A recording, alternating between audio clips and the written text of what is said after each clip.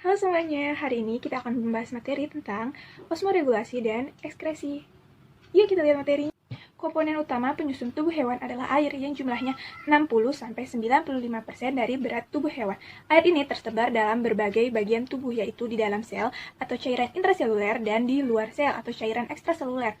Dalam cairan ekstraseluler terlarut berbagai macam zat, yaitu ion, sari makanan, sisa obat, hormon, zat sisa metabolisme, dan lain-lain. Konsentrasi setiap jenis zat dalam cairan tubuh dapat berubah setiap saat. Agar dapat bertahan hidup, hewan harus melakukan keseimbangan antara jumlah air dan zat terlarut di dalam tubuhnya. Osmoregulasi adalah mekanisme pengaturan keseimbangan jumlah air dan zat terlarut dalam tubuh hewan. Inti dari osmoregulasi adalah osmosis, yaitu pergerakan molekul air dari konsentrasi rendah atau encer menuju konsentrasi tinggi atau pekat. Contohnya, pergerakan air dari larutan gula 5% menuju larutan gula 15%. Pada kondisi tersebut, osmosis akan berhenti setelah kedua larutan mencapai konsentrasi yang sama atau isotonis, yaitu 10%. Nah, konsentrasi larutan terbagi atas 3, yaitu hipertonis, hipotonis, dan isotonis. Hipertonis adalah larutan yang konsentrasinya lebih tinggi dari larutan yang lainnya, contohnya larutan gula 15%. Sedangkan hipotonis adalah larutan yang konsentrasinya lebih rendah dibanding larutan yang lainnya, contohnya larutan gula 5%. Sedangkan isotonis adalah larutan yang konsentrasinya sama dibandingkan larutan yang lainnya. Tekanan osmotik terbagi atas 3. Yang pertama, hiperosmotik adalah larutan hipertonis yang mempunyai tekanan osmotik tinggi. Yang kedua, hipoosmotik adalah larutan hipotonis yang mempunyai tekanan osmotik yang rendah. Sedangkan yang ketiga adalah isoosmotik. Isoosmotik adalah tekanan osmotiknya sama. Arti penting osmoregulasi bagi hewan. Perubahan keseimbangan jumlah air dan zat terlarut dalam tubuh hewan dapat mengakibatkan perubahan arah aliran air atau zat terlarut menuju ke arah yang tidak diharapkan. Misalnya, air dalam sel epitelel tubulus ginjal seharusnya bergerak dari sel tersebut menuju ke pembuluh darah. Akan tetapi jika ada tekanan osmotik yang tidak dipertahankan, maka bisa saja aliran air tersebut menuju ke lumen tubulus ginjal yang akhirnya akan dikeluarkan dari ginjal. Hal ini menyebabkan hewan akan kehilangan banyak air. Tidak semua hewan dapat melakukan osmoregulasi. Hewan yang dapat melakukan osmoregulasi disebut dengan osmoregulator. Sedangkan hewan yang tidak dapat melakukan osmoregulasi tapi dapat bertahan dalam lingkungannya disebut dengan osmokonformer. Osmokonformer dapat bertahan pada lingkungannya selagi perubahan dalam lingkungannya tidak terlalu besar dan masih ada dalam kisaran toleransi yang dapat diterimanya. Regulasi hewan pada lingkungan air laut. Kebanyakan hewan invertebrata laut bersifat osmokonformer. Hal ini dapat dilihat dengan adanya konsentrasi osmotik cairan tubuhnya sama dengan lingkungannya. Akan tetapi, hewan ini tidak memiliki keseimbangan ionik, sehingga ion akan masuk ke dalam tubuh hewan. Hewan melakukan pengaturan konsentrasi ion dengan cara menyekresi atau menyerap ion secara aktif. Pada ubur-ubur, ion SO42- dikeluarkan dari dalam tubuh untuk meningkatkan daya apung. Pengeluaran ion yang berlebihan dilakukan melalui organ ekskresi, yakni insang dan ginjal. Pada mamalia laut seperti lumba-lumba dan paus, ada menghadapi masalah pemasukan garam yang berlebihan bersamaan dengan masuknya makanan ke tubuh mereka. Namun hal ini dapat diatasi karena ada ginjal yang dapat menghasilkan urin. Osmoregulasi hewan pada lingkungan air tawar. Hewan air tawar bersifat hiperosmotik. Berarti hewan tersebut memiliki dua masalah. Yang pertama, kehilangan garam, dan yang kedua, pemasukan air yang berlebihan. Hewan vertebrata dan invertebrata air tawar membatasi permukaan air dengan cara membentuk permukaan tubuh yang impermeable terhadap air. Walaupun demikian, air dan ion masih dapat masuk melalui insang. Air yang berlebihan itu akan dikeluarkan berupa urin. Pengeluaran urin juga menyebabkan pengeluaran ion. Untuk itu, hewan butuh pemasukan ion dengan cara transport aktif. Pada krustakea, transport aktif dilakukan melalui insang. Osmoregulasi hewan pada lingkungan payau. Lingkungan payau adalah lingkungan akuatik di pantai yang merupakan tempat pertemuan antara air sungai dan air laut. Larva Aedes campestris bersifat hiperosmotik terhadap mediumnya, tapi karena kadar garam yang tinggi, cairan tubuhnya bersifat hipoosmotik. Berikutnya, osmoregulasi hewan pada lingkungan darat. Masalah yang dihadapi oleh hewan terestrial adalah kehilangan banyak air. Pada insekta, untuk mengatasi kehilangan air, terdapat rangka luar yang dilapisi lilin yang disebut dengan kutikula. Spirakel yang memiliki fungsi sebagai organ respirasi juga dapat menyebabkan pelepasan air. Untuk mengatasinya, maka insekta mengambil oksigen dengan laju kontinu.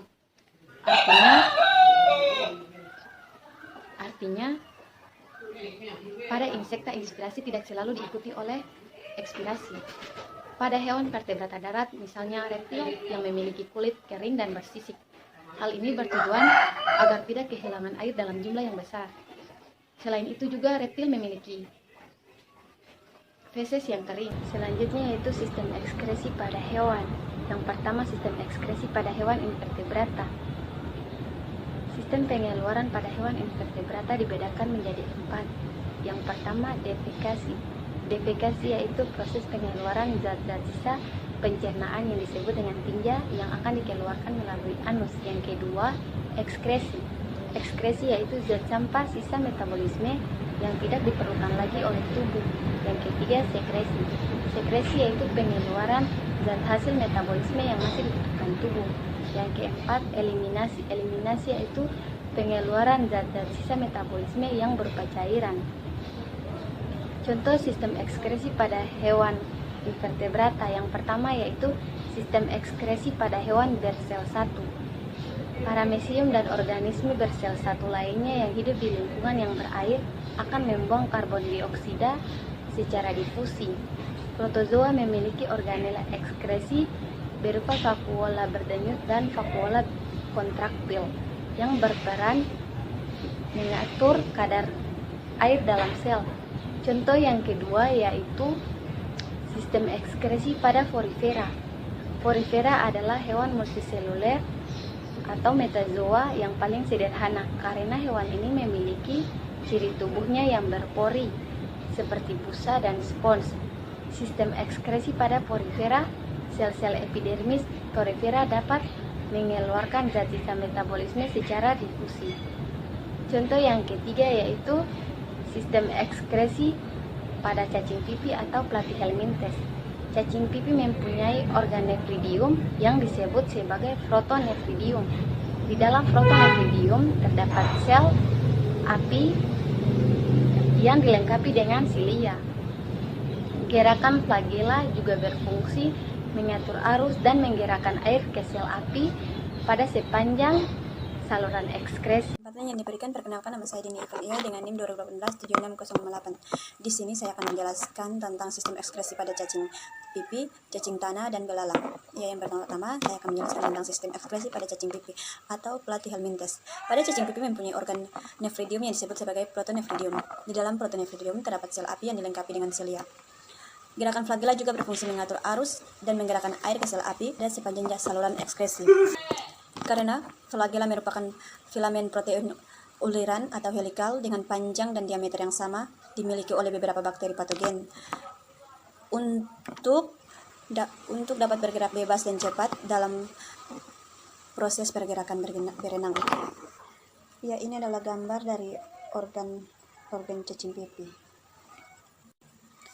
Di situ ada flame cells atau sel api, kemudian protonephridia, terus excetoripore atau pori excetoris, kemudian di bagian bawah ada tubuh sel dan saluran. Selanjutnya kita akan mengetahui bagaimana proses ekskresi pada cacing pipi.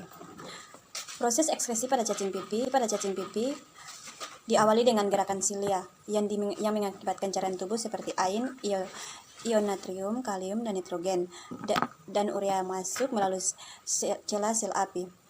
Cairan tubuh tersebut kemudian disaring di sel api, kemudian masuk ke dalam tubulus tempat sel api melekat. Pada tubulus terjadi proses penyerapan cairan tubuh dan zat sisa metabolisme seperti air dan NH4. Cairan tubuh seperti ion natrium, kalium, dan nitrogen, dan air akan diedarkan kembali bersama hemolimfa. Sedangkan sisa metabolisme akan keluar melalui nephridiofor. Ya, kita bisa lihat pada gambar di sini, pada gambar karakteristik struktur tubuh tuberalia yang terdiri dari organ-organ sederhana pada cacing pipi. Ya, selanjutnya kita akan masuk pada sistem ekskresi pada cacing tanah atau Annelida. Jenis-jenis yang termaksud Annelida yaitu cacing tanah, cacing wowo, dan lintah. Cacing tanah sistem ekskresi pada cacing tanah atau Lumbricius terrestis berupa sepasang nefridium. Cacing tanah juga menggunakan kulit dan anusnya sebagai organ ekskresi. Zat-sisa metabolisme berupa amonia akan didifusikan ke dalam tanah, sedangkan urea akan diekskresikan melalui alat ekskresi. Kita akan melihat bagaimana proses ekskresi pada cacing tanah. Yang pertama, cairan tubuh akan diserap masuk ke dalam nefron oleh gerakan silia.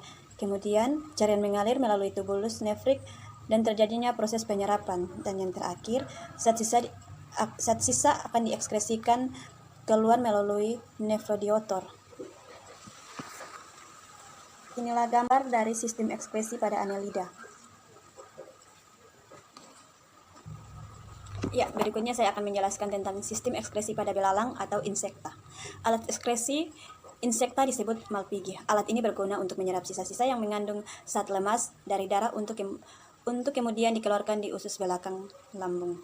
Pembuluh ini juga berperan seperti ginjal pada hewan vertebrata. Pembuluh Malpighi berbentuk seperti kumpulan benang halus yang berwarna putih kekuningan dan melekat pada dinding usus. Ya, selanjutnya kita akan melihat bagaimana proses ekskresi pada belalang. Proses ekskresi pada belalang dimulai ketika hemolimfa, yaitu cairan untuk keperluan sirkulasi melalui pembuluh Malpighi. Saat itu pula terjadi proses permindahan urea sampah nitrogen, ion K, Cl, dan air dari hemolimfa ke pembuluh Malpighi. Selanjutnya, air dan zat yang masih berguna bagi tubuh seperti ion K, Cl, dan air diserap kembali ke rektum untuk diedarkan ke seluruh tubuh oleh hemolimfa.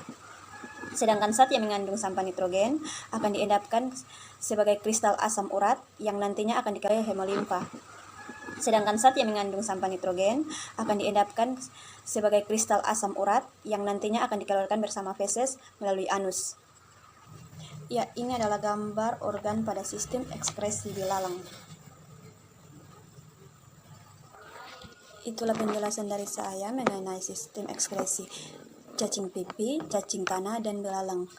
Sistem ekskresi pada moluska. Alat ekskresi pada moluska berupa ginjal yang merupakan kumpulan dari nefridia. Pada ginjal, terjadi proses filtrasi sisa metabolisme melalui dinding kapiler ke saluran nefridia. Sisa metabolisme tersebut pada umumnya berupa amonia, asam urat, dan juga urea. Sedangkan dengan hewan vertebrata dibagi menjadi 4 bagian. Yang pertama, defekasi atau proses pengeluaran zat sisa-sisa pencernaan yang disebut dengan tinja yang biasanya dikeluarkan melalui anus. Yang kedua, ekskresi, pengeluaran zat sampah sisa metabolisme yang sudah tidak berguna lagi bagi tubuh. Yang ketiga, sekresi, pengeluaran zat hasil metabolisme yang masih berguna untuk tubuh. Yang keempat, eliminasi, pengeluaran zat sisa-sisa metabolisme yang berupa cairan. Sistem ekskresi pada ikan. Alat pengeluaran ikan ini terdiri dari 3, yaitu insan yang mengeluarkan CO2 dan H2O. Yang kedua, kulit, yaitu kelenjar kulitnya mengeluarkan lendir sehingga tubuhnya licin untuk memudahkannya bergerak dalam air. Yang ketiga, sepasang ginjal atau sebagian besar yang mengeluarkan urin. Ginjal juga berfungsi untuk menyaring sesuatu yang terlarut dalam air dan darah, dan hasilnya akan dikeluarkan lewat corpus renalis. Tubulus yang bergulung berperan penting dalam menjaga keseimbangan. Sistem ekskresi pada hewan amfibi. Saluran ekskresi pada katak dibagi menjadi 3 bagian, yaitu ginjal, paru-paru, dan juga kulit. Saluran ekskresi pada katak jantan dan katak betina memiliki perbedaan.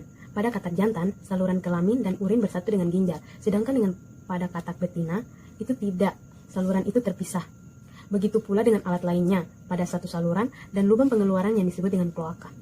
Alat ekskresi pada katak ialah ginjal opitonefros yang dihubungkan dengan ureter di vesika urinaria.